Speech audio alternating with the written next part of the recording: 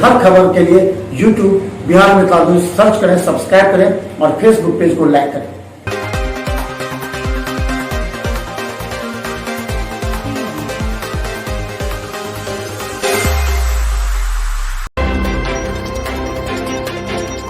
अमृत महोत्सव कार्यक्रम का हुआ उद्घाटन विधायकों के द्वारा। दरभंगा में सभी विधायकों के ग्रामीण सड़क विभाग के द्वारा अमृत महोत्सव कार्यक्रम जेल रोड स्थित एक होटल में आयोजित की गई, जिसमें ग्रामीण सड़कों की हाल को लेकर के विधायकों ने अपने अपने विचार ग्रामीण सड़क विभाग को दी।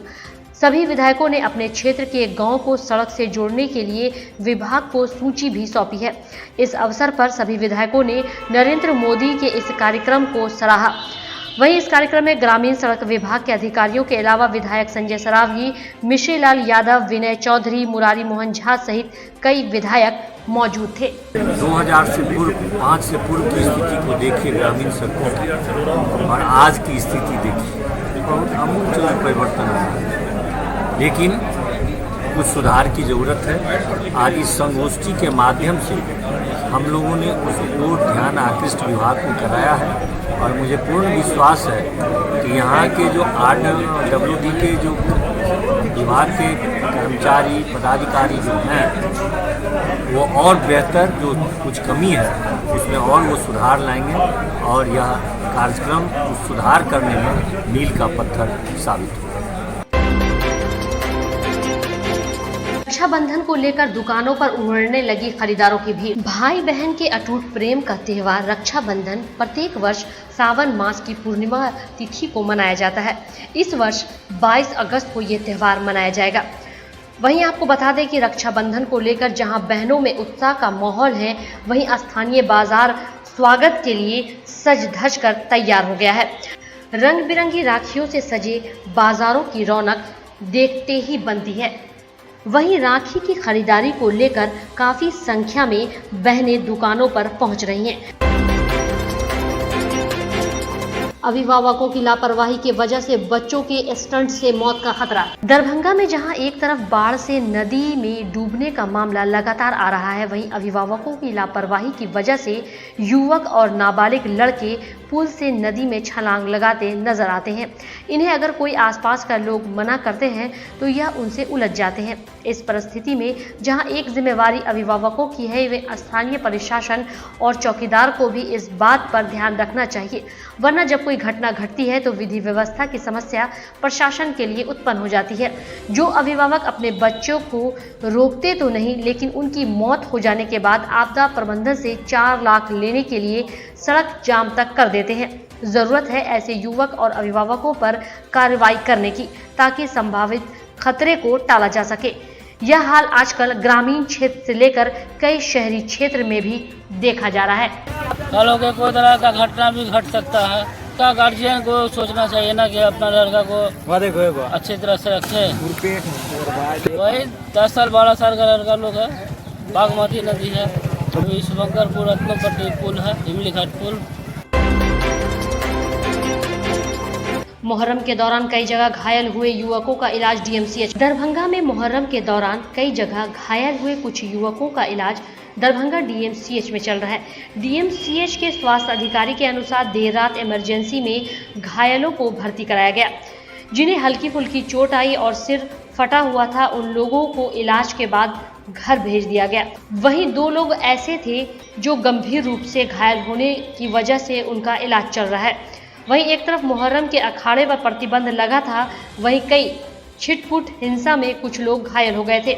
नाका नंबर 5 की पुलिस इस मामले में छानबीन कर रही है। बागमती नदी के जलस्तर में 3 से 4 फीट की हुई बढ़ोतरी से शहर के किला घाट स्थित पुराने पुल को छूता पानी।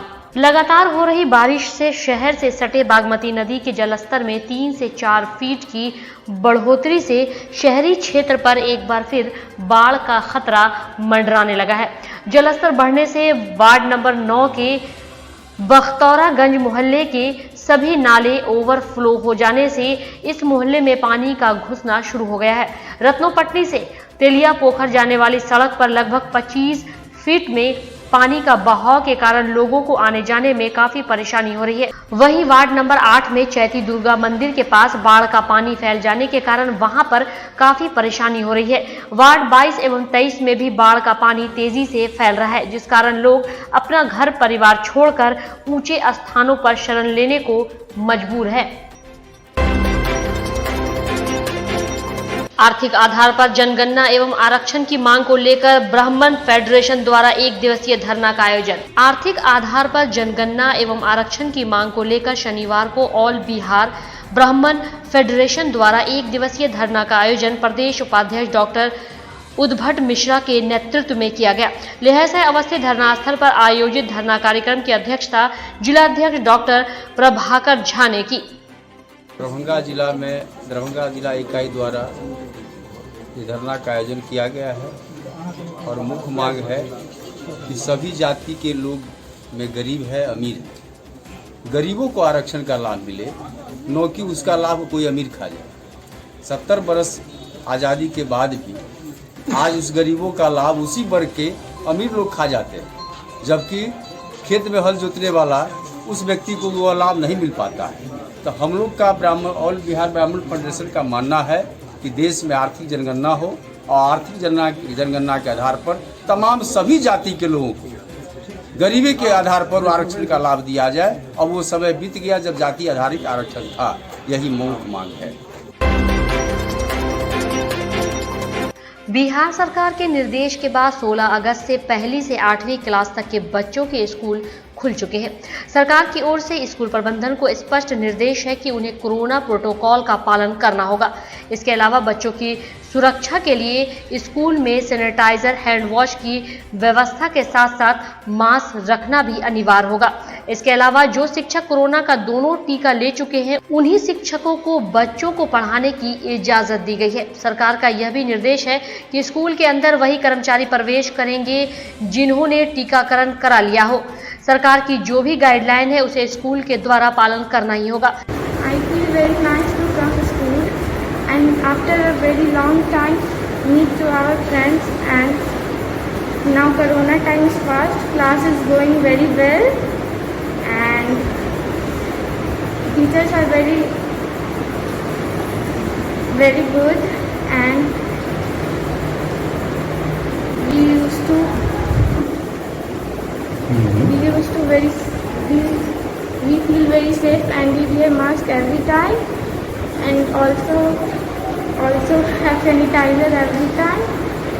वहीं दूसरी तरफ स्कूल के प्रचार निदेशक का कहना है कि सरकार की जो गाइडलाइन आई है उन सारी गाइडलाइनों का पालन करते हुए स्कूल प्रबंधक पूरी तैयारियां स्कूल खुलने से पहले ही कर चुका था और स्कूल खुलने के बाद छात्रों के प्रवेश होने से पहले सभी बच्चों को सैनिटाइज और बॉडी के टेम्परेचर को चेक करने के बाद ही उन्हें अंदर प्रवेश करने दिया जाता है।